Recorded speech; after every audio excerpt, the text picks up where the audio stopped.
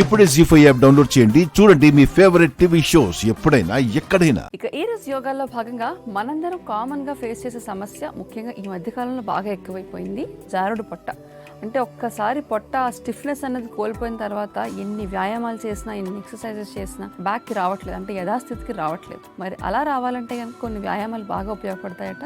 ఆ వ్యాయామాలు ఏంటో ఇప్పుడు చూద్దాం. డాక్టర్ గారు, చాలా మందికి ఈ మధ్య కాలంలో ఉన్న లైఫ్ స్టైల్ వల్ల వస్తుంది. ముఖ్యంగా ఆడవాళ్ళని చూసుకుంటే గనక ప్రెగ్నెన్సీ అయిన తర్వాత, అంటే బిడ్డ పుట్టిన తర్వాత పొట్ట అన్నది యథాస్థితికి వచ్చే పరిస్థితే ఉండట్లేదు అసలు. అలా రావాలంటే గనక ఎలాంటి వ్యాయామాలు ఉపయోగపడతాయి ఒకసారి చూపిస్తారా? బాగా బరువు ఎక్కువై బొజ్జు ఎక్కువైన వారు కూడా బొజ్జు ఎక్కువయ్యే కొద్దీ జారే గుణం ఎక్కువ ఉంటుంది. బిడ్డలు పుట్టిన తర్వాత కూడా పొత్తి కడుపు జారిపోతుంది. ముఖ్యంగా ఎక్కువ మంది పెద్ద ఏజ్ వాళ్ళకి ఈ సమస్య ఉంటుంది, చిన్న వయసు వారితో పోలిస్తే.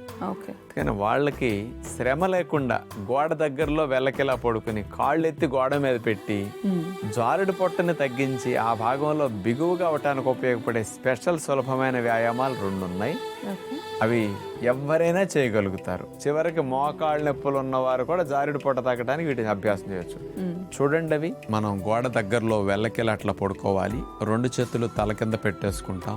ఆ తర్వాత 2 కాళ్ళని లేపి అట్లా గోడ మీద పెట్టేస్తాం. మెల్లగా పాదాన్ని గోడ మీద నొక్కుతూ నడుముని సీటు భాగాన్ని పైకి లిఫ్ట్ చేసేటట్టు, పాదం ఇంకా పైకి వెళ్ళేటట్టు అట్లా వెళ్ళాలి. అట్లా బాగా పాదాలు పైకంటూ వెళ్ళిన తర్వాత మడవానిచ్చాలి, మళ్ళీ పాదాలు చాపేసేయాలి. పాదాన్ని మడవటం, పాదాన్ని చాపటం చేస్తున్నాం. ఈ మూమెంట్ వల్ల చూడండి, పొట్ట భాగం సీటు భాగం బాగా పైకి కింద కదులుతుంది. బరువంతా అక్కడ పొట్ట భాగం దగ్గర పడి లిఫ్ట్ చేసినప్పుడు పొట్ట బాగా జారిని తగ్గటానికి బాగా ఉపయోగపడుతుంది. ఇలా ఒక 8-10 రౌండ్స్ సులభంగా చేయొచ్చు. కాళ్ళ మీద బరువు పడకుండా ఈజీగా ఉంటుంది. బాగా బరువు ఎక్కువ ఉన్నవారు, మోకాళ్ళ నొప్పులు ఉన్నవారు కూడా పొట్ట బాగా తగ్గాలనుకున్నప్పుడు ఇలా చేసుకోవచ్చు. ఇక 2వ వ్యాయామంగా ఇందాటి వల్లే పడుకుని కొంచెం గోడ మీద కాళ్ళు అట్లా పెట్టేసి పాదాలని గోడ మీద ఆనిస్తూ వాకింగ్ లా చేయాలి. పాదాల నొప్పులు, కాళ్ళ నొప్పులు లేకుండా పొట్టను తగ్గించడానికి ఉపయోగపడతాయి. పెద్ద ఏజ్ వారికి సులభంగా చేయటం కొరకు ఇట్లాంటివి అనమాట. ఇక చివరిగా 3వది, ఒక కాలు గోడ మీదే ఉంచేసి మరొక కాలుని మోకాళ్ళ దగ్గర మడిచి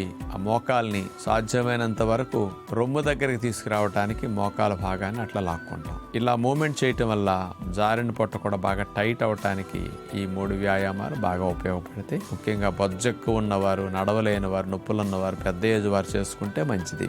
డాక్టర్ గారు, మన కార్యక్రమంలో భాగంగా ప్రేక్షకులందరికీ కూడా ఆరోగ్యానికి సంబంధించి చక్కని విజ్ఞానాన్ని అందించారు. ధన్యవాదాలు. ధన్యవాదములమ్మ. ప్రతి దొడ్లోనూ తులసి చెట్టు పెట్టుకోవడం మన భారతీయ సాంప్రదాయం అందరికి ఒక అలవాటుగా చేసింది. తులసిల్లో 3 రకాల తులసిలు ఎక్కువ మంది ఉపయోగిస్తూ ఉంటారు. కృష్ణ తులసి, రామ తులసి, లక్ష్మీ తులసి. ఇలాంటి 3 రకాల తులసి ఆకుల్ని ఒక్కొక్క దాని నుంచి 10 ఆకులు చొప్పున తీసుకుని ఒక గ్లాసు నీళ్ళల్లో వేసేసి బాగా మరిగించాలి. మరిగిన తర్వాత వడకట్టేసి ఆకులు తీసేసి ఆ తులసి కషాయాన్ని తీసుకుంటాం.